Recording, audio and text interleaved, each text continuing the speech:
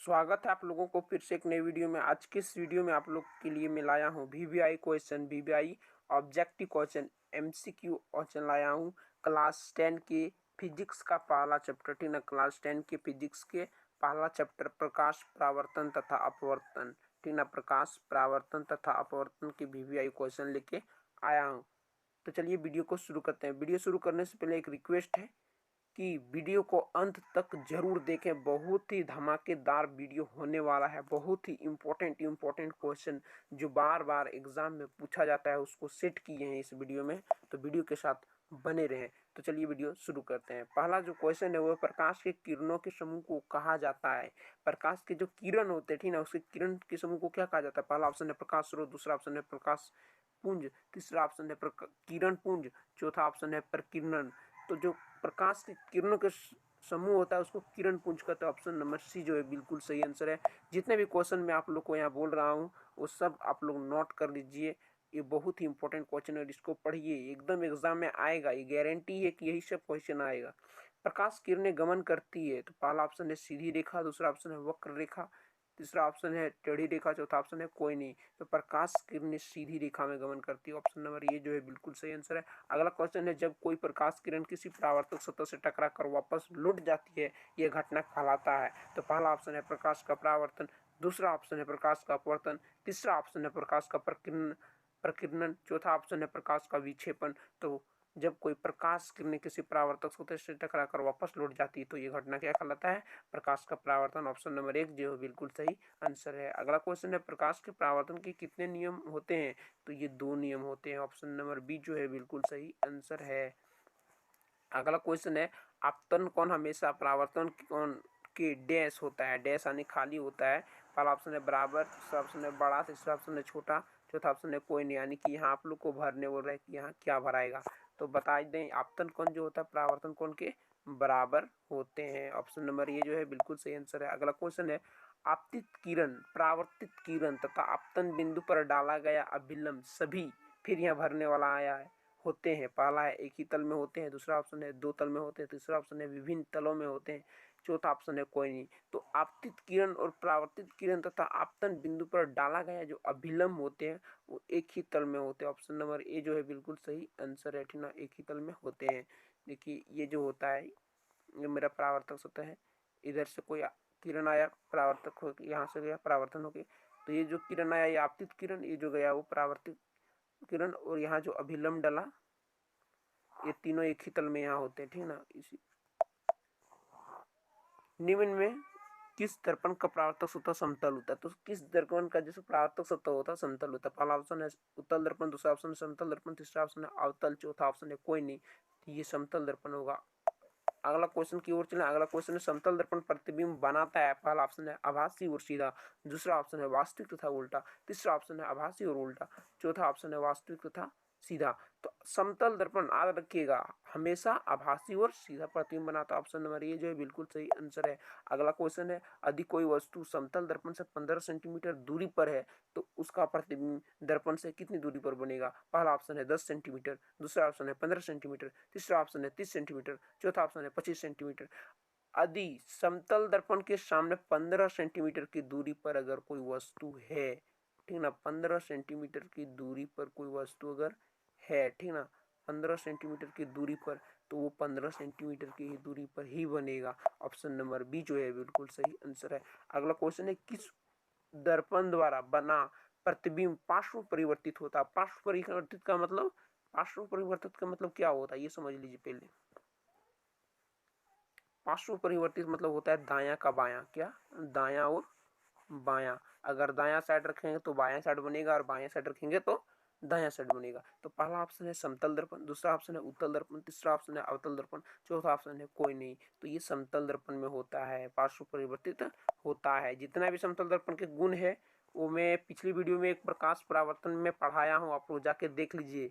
जो चैनल पर नहीं है जाके क्लास 10 के चैनल में जाइए, वहाँ क्लास 10 एक प्ले लिस्ट मिलेगा, ठीक ना, प्ले लिस्ट में क्लिक कीजिए और वहाँ देखिए, ठीक ना। अगला क्वेश्चन है जिस गोलीय दर्पण का परावर्तक पृष्ठ अंदर की ओर वक्रित होती है उसे कहते हैं? पहला ऑप्शन है अवतल दर्पण, दूसरा ऑप्शन है उत्तल दर्पण, तीसरा ऑप्शन है समतल, चौथा है कोई नहीं। तो जो अंदर की ओर रहता है, वक्रित रहता है, उसे अवतल दर्पण कहते हैं, और जो बाहर की ओर रहता है उसको उत्तल दर्पण कहते हैं। अगला क्वेश्चन है किस गोलीय दर्पण का परावर्तक सतह बाहर की ओर वक्रित होता है, तो ये उत्तल दर्पण, ऑप्शन नंबर बी जो है बिल्कुल सही आंसर है। अगला क्वेश्चन की ओर चलते हैं। अगला क्वेश्चन है उत्तल दर्पण के परावर्तक पृष्ठ के केंद्र को दर्पण का क्या कहा जाता है, तो उत्तल दर्पण के परावर्तक पृष्ठ को दर्पण का ध्रुव कहा जाता है। ऑप्शन नंबर ये जो है बिल्कुल सही आंसर है। तो ध्रुव को पी अक्षर द्वारा दिखाते हैं, ये याद रखिएगा। अगला क्वेश्चन है गोलीय दर्पण जिस गोले का भाग होता है उसका केंद्र कहलाता है। गोलीय दर्पण, ठीक ना, गोलीय दर्पण जिस गोले का भाग होता है, मान लीजिए ये गोला का भाग होता है, तो इसका जो केंद्र है वो क्या कहलाता है, यहाँ जो केंद्र होता है ये वक्रता केंद्र कहलाता है। क्या, सी, यानी कि वक्रता केंद्र, इसको सी अक्षर द्वारा दिखाते हैं। तो ऑप्शन नंबर बी जो है बिल्कुल सही आंसर है। अगला क्वेश्चन है ध्रुव और वक्रता केंद्र से गुजरने वाली सीधी रेखा को क्या कहते हैं, पहला ऑप्शन है ध्रुव, दूसरा ऑप्शन वक्रता त्रिज्या, तीसरा ऑप्शन है मुख्य अक्ष, चौथा ऑप्शन है मुख्य फोकस। तो ध्रुव और वक्रता त्रिज्या मान लिया जाए ये मेरा है गोलीय दर्पण। कौन दर्पण है, अवतल दर्पण, ठीक है। यहाँ से देखिए, यहाँ जो ये मेरा ध्रुव है, एक मिनट गलती बना रहे, ये मेरा ध्रुव है, ठीक ना, ये मेरा ध्रुव है पी, और ये मेरा क्या है, वक्रता केंद्र। इससे गुजरने वाली जो सीधी रेखा होगा उसको क्या कहते हैं, मुख्य अक्ष कहते हैं। क्या कहते हैं, मुख्य अक्ष कहते हैं, मुख्य अक्ष कहते हैं। तो ऑप्शन नंबर सी जो है बिल्कुल सही आंसर है। जितने भी मैं बता रहा हूँ सारे क्वेश्चन को एकदम नोट कर लीजिए, अगर टॉपर बनना है तो एकदम नोट कर लीजिए, एकदम आएगा, सब वीवीआई क्वेश्चन है।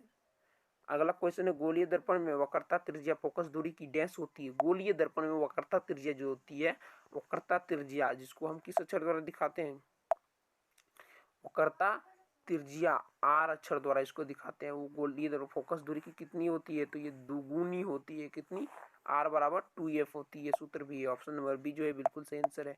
अगला क्वेश्चन है निम्न में कौन सत्य है, पहला ऑप्शन है आर बराबर f/2, दूसरा ऑप्शन है आर बराबर 2f, तीसरा ऑप्शन है आर बराबर 1/f, चौथा ऑप्शन है आर बराबर 4f। तो ये आर बराबर 2f, ऑप्शन नंबर बी जो है बिल्कुल सही आंसर। अगला क्वेश्चन है किसी गोलीय दर्पण में फोकस दूरी f वक्रता त्रिज्या r की डैश होती है। तो यहाँ उल्टा करके पूछ दिया है। वहां क्या पूछा था कि r बराबर क्या होता है, तो r बराबर 2f होता। अब यहाँ f बराबर क्या होगा, r/2 होगा, सिंपल सी बात, यानी कि आधी होगा। क्या होगा, आधी होगा। ऑप्शन नंबर ए जो है बिल्कुल सही आंसर है। अगला क्वेश्चन है यदि किसी गोलीय दर्पण में वक्रता त्रिज्या r तथा फोकस दूरी f हो तो इसके बीच में संबंध होगा। संबंध क्या होगा, पहला ऑप्शन है f बराबर 2f, दूसरा ऑप्शन है f बराबर r, तीसरा ऑप्शन है f बराबर r/2, चौथा ऑप्शन है f बराबर r/4। तो इसमें दो सूत्र है। पहला सूत्र मेरा क्या है कि r जो होता है, ठीक ना, वक्रता त्रिज्या वो फोकस दूरी की दुगुनी होती है 2f, ठीक, 2f, और फोकस दूरी जो होती है वो वक्रता त्रिज्या की आधी होती है। ये दो सूत्र है, शब्दों में भी आप लिख सकते हैं, ठीक ना। हम यहाँ डायरेक्ट लेटर में लिख दिए हैं, ठीक है, लेटर और अंक में। तो ऑप्शन नंबर सी जो है बिल्कुल सही आंसर है। अगला क्वेश्चन है गोलीय दर्पण की वक्रता त्रिज्या 20 सेंटीमीटर है, इसकी फोकस दूरी क्या होगी, पहला ऑप्शन है 40, दूसरा ऑप्शन है 20, तीसरा ऑप्शन है 10, चौथा ऑप्शन है 5। तो यहाँ गोलीय दर्पण की वक्रता त्रिज्या दिया है। वक्रता त्रिज्या किसको कहते हैं, आर को। आर बराबर यहाँ कितना दिया है, 20 सेंटीमीटर यहाँ दिया है। हमको क्या निकालने बोल रहा है, फोकस दूरी। फोकस दूरी को किस अक्षर द्वारा दिखाते हैं, छोटा एफ। तो छोटा एफ हमें यहाँ निकालने बोल रहा है, तो चलिए निकालते हैं। अभी अभी मैंने आप लोग के सूत्र बताया था कि एफ बराबर क्या होता है, r/2 होता है। देखिए यहाँ सूत्र में लिखा हूँ एफ बराबर r/2। तो r मेरा दिया है 20 और f दिया, यहाँ सॉरी f नहीं दिया, f निकालना है, और यहाँ 2, ये कटेगा 2 से 10 बार में, तो ये f बराबर मेरा कितना आया, 10 सेंटीमीटर आया। तो ऑप्शन नंबर सी जो है बिल्कुल सही आंसर है। इससे भी आसान क्वेश्चन कहीं नहीं मिलेगा, बहुत ही आसान क्वेश्चन है 10 क्लास में। अगला क्वेश्चन है उस उत्तल दर्पण की फोकस दूरी क्या होगी जिसकी वक्रता त्रिज्या 32 सेंटीमीटर है। तो पहला ऑप्शन है -32, दूसरा ऑप्शन है -16, तीसरा ऑप्शन है +16, चौथा ऑप्शन है +64। तो यहाँ देखिए उत्तल दर्पण पूछा गया है। ये चिन्ह परिपाटी आप लोग जानते हैं ना, चिन्ह परिपाटी किधर प्लस होता है किधर माइनस होता है, ठीक ना। चिन्ह परिपाटी अगर वस्तु ऊपर की ओर रहेगा, ठीक ना, ऊपर की ओर उस दिशा में तो प्लस होगा।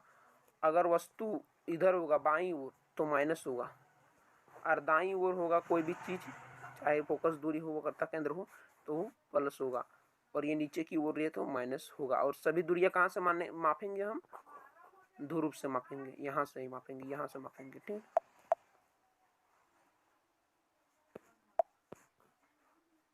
तो ये जो है आर यहाँ दिया है 32 सेंटीमीटर, फोकस ज्ञात करना है। तो फोकस बराबर क्या होता है, r/2 होता है। देखिए हम यहाँ लिखे हैं, तो r/2, r कितना है 32/2, 2 से काटेंगे तो प्लस 16 सेंटीमीटर जो है बिल्कुल सही आंसर है। अगला क्वेश्चन है 16 सेंटीमीटर वक्रता त्रिज्या वाले अवतल दर्पण की फोकस दूरी होगी। यहाँ 16 सेंटीमीटर वक्रता त्रिज्या वाले अवतल दर्पण पूछा गया है, ठीक ना। इसका फोकस दूरी क्या होगा, तो ये जो होगा, पहला ऑप्शन है -60, दूसरा ऑप्शन है +60, तीसरा ऑप्शन है -32, चौथा ऑप्शन है +32। तो यहाँ 16 सेंटीमीटर दिया क्या, वक्रता त्रिज्या r बराबर, ठीक ना, और हमें f ज्ञात करना है, f बराबर डॉट। तो f बराबर क्या होता है, r/2 होता है। तो 16 को हम 2 से भाग देंगे तो कौन सा 16 होगा, -16, क्योंकि अवतल दर्पण में हमेशा वक्रता त्रिज्या माइनस होती है। तो 2 से 1 कटेगा, 8 आएगा, यानी कि -8 सेंटीमीटर जो है बिल्कुल सही आंसर है। यहाँ देखिए हल किए हैं, देख लीजिए। अगला क्वेश्चन है 15 सेंटीमीटर फोकस दूरी वाले गोलीय दर्पण की वक्रता त्रिज्या क्या होगी। यहाँ 15 सेंटीमीटर वाले फोकस दूरी वाले गोलीय दर्पण की वक्रता त्रिज्या यहाँ उल्टा के पूछ दिया गया है, ठीक ना। गोलीय दर्पण बोला, यहाँ कोई अवतल उत्तल नहीं बोला गया है। तो यहाँ वक्रता त्रिज्या पूछा गया। पहले हमें एफ पूछता था फोकस, अब हमें वक्रता त्रिज्या पूछ रहा है, ठीक ना। तो वक्रता त्रिज्या बराबर क्या होता है, 2f, क्या होता है 2f, ठीक है। तो r निकालेंगे हम वक्रता त्रिज्या, तो f यहाँ कितना दिया 15 सेंटीमीटर, तो 2 × 15 कितना हुआ, 15 दूनी 30, तो 30 सेंटीमीटर जो है बिल्कुल सही आंसर है, ऑप्शन नंबर बी। अगला क्वेश्चन की ओर चला। अगला क्वेश्चन है दर्पण के मुख्य अक्ष के समांतर से भी आपतित किरणें परावर्तन के बाद कहाँ से गुजरेगी। देखिए दर्पण के मुख्य अक्ष के समांतर, यहाँ से जो मुख्य अक्ष के समांतर किरण आएगी वो परावर्तन के फोकस से होकर गुजरेगी, ठीक ना, फोकस से होकर गुजरेगी। तो ये मुख्य फोकस जो है बिल्कुल सही आंसर है। अगला क्वेश्चन की ओर चलते हैं। अगला क्वेश्चन है अवतल दर्पण की वक्रता केंद्र से होकर गुजरने वाली रेखा परावर्तन के बाद कहाँ से गुजरेगी। पहला ऑप्शन है ध्रुव पर, दूसरा ऑप्शन है उसी पथ पर, तीसरा ऑप्शन है मुख्य फोकस पर, चौथा ऑप्शन है कोई नहीं। तो वक्रता केंद्र से गुजरने वाली रेखा उसी पथ पर लौटेगी, ऑप्शन नंबर बी जो है बिल्कुल सही आंसर है। अगला क्वेश्चन है अवतल दर्पण किस प्रकार का प्रतिबिंब बनाता है। पहला ऑप्शन है वास्तविक, दूसरा ऑप्शन है आभासी, तीसरा ऑप्शन है दोनों, चौथा ऑप्शन है कोई नहीं। तो यहाँ अवतल दर्पण जो बनाएगा वो वास्तविक भी बनाता है, आभासी भी बनाता है, इसलिए ऑप्शन नंबर सी दोनों जो है बिल्कुल सही आंसर है। अगला क्वेश्चन निम्न में कौन सा दर्पण उल्टा और सीधा दोनों प्रकार के प्रतिबिंब बनाता है। तो पहला ऑप्शन है अवतल, दूसरा ऑप्शन है उत्तल, तीसरा ऑप्शन है समतल, चौथा ऑप्शन है कोई नहीं। तो याद रखिए उल्टा और सीधा वो अवतल बनाता है, ऑप्शन नंबर ए जो है बिल्कुल सही आंसर है। उल्टा और सीधा बोला गया तो अवतल ही होगा। अगला क्वेश्चन है निम्न में कौन सा दर्पण हमेशा आभासी प्रतिबिंब बनाता है। आभासी और सीधा, ठीक है, आभासी और सीधा प्रतिबिंब बनाता है। पहला ऑप्शन है केवल अवतल, दूसरा ऑप्शन है केवल उत्तल दर्पण, तीसरा ऑप्शन है केवल समतल दर्पण, चौथा ऑप्शन है समतल और उत्तल। तो चौथा नंबर बिल्कुल सही आंसर होगा, समतल और उत्तल जो होता है आप प्रतिबिंब सीधा और आभासी बनाता है, ठीक है। अगला क्वेश्चन है निम्न में कौन सा दर्पण हमेशा वस्तु से छोटा प्रतिबिंब बनाता है। पहला ऑप्शन है केवल अवतल, दूसरा ऑप्शन है उत्तल दर्पण, तीसरा ऑप्शन है समतल दर्पण, चौथा ऑप्शन यहाँ नहीं दिया गया है, ठीक है। तो यहाँ देखिए हमेशा छोटा प्रतिबिंब मतलब जो बनता है उसको कहते हैं प्रतिबिंब, और बीम का मतलब हो गया वस्तु, ठीक है ना। बीम का मतलब वस्तु होता है, क्या होता है, वस्तु। तो यहाँ उत्तल दर्पण हमेशा छोटा बनाता है। आप लोग गाड़ी के हेडलाइट में देखते होंगे, बाइक के हेडलाइट में वहाँ उत्तल दर्पण लगा होता है। अगला क्वेश्चन है उस दर्पण का नाम बताइए जो बीम का सीधा और आवर्धित यानी कि बड़ा प्रतिबिंब बना सके। पहला ऑप्शन है अवतल दर्पण, दूसरा ऑप्शन उत्तल दर्पण, तीसरा ऑप्शन है समतल दर्पण। तो जब बड़ा प्रतिबिंब बनाता है अवतल दर्पण, ऑप्शन नंबर ए जो है बिल्कुल सही आंसर है। अगला क्वेश्चन है अवतल दर्पण में जब वस्तु एफ पर हो तो प्रतिबिंब की स्थिति होगी। तो पहला ऑप्शन है सी पर, दूसरा ऑप्शन सी से परे, तीसरा ऑप्शन है अनंत पर, चौथा ऑप्शन है दर्पण के पीछे। तो एफ पर हम जब रखेंगे, ठीक ना, जब हम एफ पर रखेंगे, यहाँ देखिए फिगर भी बनाए हैं, जब हम इसको एफ पर रखेंगे तो यहाँ से ये मुख्य अक्ष के समांतर जाएगा और फोकस से गुजरेगा, फिर वक्रता केंद्र से गुजरेगा और उसी पथ पर लौटेगा, यानी कि अनंत पर बनेगा। कहाँ बनेगा, अनंत पर, ऑप्शन नंबर सी। इधर एकदम नीचे बनेगा यानी कि अनंत पर, ये जाके पृथ्वी से बाहर चल जाएगा। अगला क्वेश्चन है किसी अवतल दर्पण द्वारा आभासी सीधा और आवर्धित प्रतिबिंब तब बनता है जब वस्तु की स्थिति होती है। पहला ऑप्शन होता है वक्रता केंद्र सी पर, दूसरा ऑप्शन सी से परे, तीसरा ऑप्शन है एफ और सी के बीच, चौथा ऑप्शन है पी और एफ के बीच। परे मतलब पहले, इसका जो सही आंसर है वो पी और एफ के बीच है। पी मतलब हम क्या बताए थे, ध्रुव, ठीक ना, ध्रुव को पी अक्षर द्वारा दिखाया जाता है। और बड़ा एफ मतलब मुख्य फोकस, बड़ा एफ मतलब मुख्य फोकस, और छोटा एफ मतलब फोकस दूरी, ठीक ना, छोटा एफ बराबर फोकस दूरी, इसको हम फोकस दूरी कहते हैं। तो ये सब सिंबल आपको पहचानना है, ठीक ना। तो पी और एफ के बीच अगर हम रखेंगे तो आभासी, सीधा और आवर्धित बनेगा। तो ऑप्शन नंबर डी जो है बिल्कुल सही आंसर। अगला क्वेश्चन है, एक अवतल दर्पण में वस्तु की स्थिति फोकस और ध्रुव के बीच हो तो प्रतिबिंब होगा। फोकस और ध्रुव के बीच बोला है, तो सबसे पहले यहाँ अवतल दर्पण हम बनाते हैं, देखते हैं इसका प्रयोग करके। आप लोग भी कॉपी में इस तरह कर सकते हैं। ये मेरा हुआ मुख्य अक्ष, ये मेरा हुआ ध्रुव, ये हुआ मेरा वक्रता केंद्र, ये हुआ मेरा फोकस, मुख्य फोकस। तो बोलता है फोकस और ध्रुव के बीच यहाँ रखेंगे, तो ये यहाँ से जाएगा मुख्य अक्ष के समांतर और फिर फोकस में आएगा, गुजरेगा, और फिर एक बार वक्रता केंद्र से इसको गुजारेंगे, ए से जाएगा और आगे जाके दोनों एक जगह कटेगा, ठीक ना, यहाँ कटेगा और ये आगे यहाँ की एक बार बनेगा, आने की दर्पण के पीछे बन रहा है तो यहाँ प्रतिबिंब होगा। तो दर्पण के पीछे बन रहा है, तो ये देखिए यहाँ हम इतना बड़ा प्रतिबिंब रखे तो यहाँ इतना बड़ा बना, तो ये बड़ा बना, इसको आभासी और सीधा कहते हैं। बड़ा तो बना लेकिन आभासी और सीधा, तो आभासी और बड़ा, ऑप्शन नंबर सी जो है बिल्कुल सही आंसर। अगला क्वेश्चन है, अवतल दर्पण में किसी वस्तु को कहाँ पर रखा जाए कि प्रतिबिंब समान आकार का बनेगा। तो सी पर रखेंगे, एकदम समान बनेगा, ऑप्शन नंबर सी जो है बिल्कुल सही आंसर है, सी यानी कि वक्रता केंद्र। अगला क्वेश्चन, अवतल दर्पण में जब वस्तु सी और एफ के बीच हो तो प्रतिबिंब की स्थिति कहाँ होगी। सी और एफ के बीच अगर रखेंगे तो सी से परे होगा, और अगर सी से परे रखेंगे तो सी और एफ के बीच में होगा, ये जान लीजिएगा, विपरीत है, यानी कि सी से परे रखेंगे तो कहाँ होगा, सी और एफ के बीच होगा, कहाँ होगा, सी और एफ के बीच,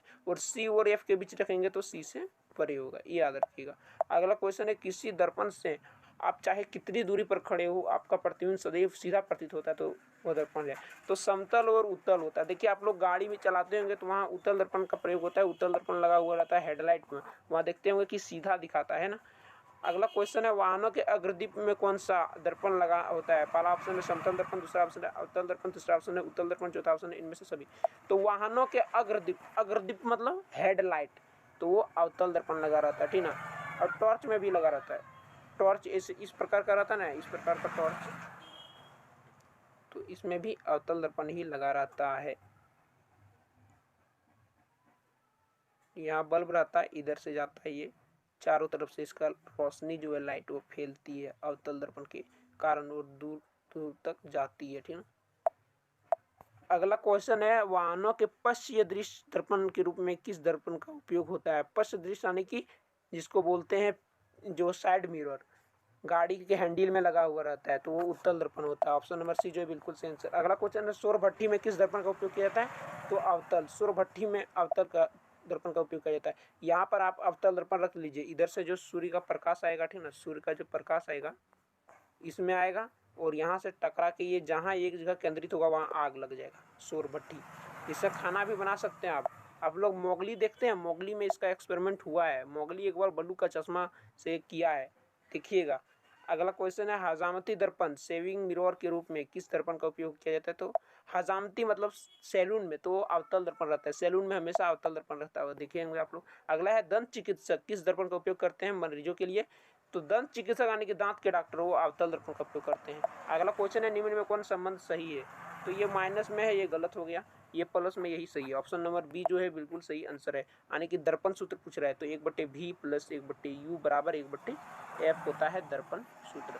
v मतलब v क्या हो गया, प्रतिबिंब की दूरी, और u बीम की दूरी, और छोटा f फोकस दूरी, ये याद रखिएगा आप लोग, सिंबल नहीं भूलिएगा। अगला है, प्रतिबिंब की ऊंचाई और वस्तु की ऊंचाई के अनुपात को कहा जाता है। तो प्रतिबिंब की ऊंचाई जिसको हम लोग क्या कहते हैं h डैश, और बीम की ऊंचाई जिसको h कहते हैं, ये दोनों मिलके आवर्धन के बराबर होता है। आवर्धन को छोटा m से दिखाते हैं, ये सब मैंने बताया है, आप लोग को जाके वीडियो देख लीजिएगा। ऑप्शन नंबर बी जो है बिल्कुल सही आंसर है। अगला क्वेश्चन है, यदि प्रतिबिंब की ऊंचाई h डैश हो तथा बीम की ऊंचाई h हो तो आवर्धन होगा। तो m बराबर h डैश बटे h, ऑप्शन नंबर बी जो है बिल्कुल सही आंसर है। अगला क्वेश्चन की ओर चलते हैं। अगला क्वेश्चन है, यदि वस्तु की दूरी u और प्रतिबिंब की दूरी v हो तो आवर्धन का सूत्र होगा। यहाँ v और u में पूछा गया, तब आवर्धन का सूत्र क्या होगा, -v/u यू। तो ऑप्शन नंबर बी जो है बिल्कुल सही आंसर है। आप लोग को सूत्र इसमें याद रखना है, सूत्र से क्वेश्चन बनता है, ठीक ना।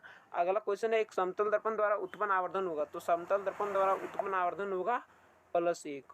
ऑप्शन नंबर 1 जो है बिल्कुल सही आंसर है, +1। अगला क्वेश्चन है, अवतल दर्पण का आवर्धन होता है, तो पहला ऑप्शन है धनात्मक, दूसरा ऑप्शन ऋणात्मक, तीसरा ऑप्शन कोई नहीं, चौथा ऑप्शन ए और बी। तो अवतल दर्पण धनात्मक भी होता है, ऋणात्मक, इसीलिए ए और बी होगा, ऑप्शन नंबर डी। अगला क्वेश्चन है, उत्तल दर्पण का आवर्धन होता है, तो उत्तल का हमेशा धनात्मक होगा, ये याद रखिएगा, उत्तल का हमेशा धनात्मक होता है। ऑप्शन नंबर ए जो है बिल्कुल सही आंसर है। अगला क्वेश्चन है, आवर्धन का मान धनात्मक, आवर्धन का धनात्मक मान प्रतिबिंब को क्या दर्शाता है, तो धनात्मक रहेगा, ठीक ना। अगर धनात्मक रहेगा आवर्धन तो वो क्या होगा, आभासी होगा। क्या होगा, आभासी और सीधा होगा, आभासी और सीधा प्रकृति। अगर ऋणात्मक रहेगा तो क्या होगा, वास्तविक और उल्टा, ठीक ना, वास्तविक और उल्टा। ये सब छोटा छोटा चीज याद रखिएगा। ऑप्शन नंबर बी जो है बिल्कुल सही आंसर। अगला क्वेश्चन है, एक गोलीय दर्पण द्वारा बने प्रतिबिंब का आवर्धन ऋणात्मक है, इसका अर्थ यह है कि प्रतिबिंब क्या है, तो उल्टा है। गोलीय दर्पण का आवर्धन, आवर्धन जो है वो ऋणात्मक है, माइनस में है, तो वो उल्टा होगा।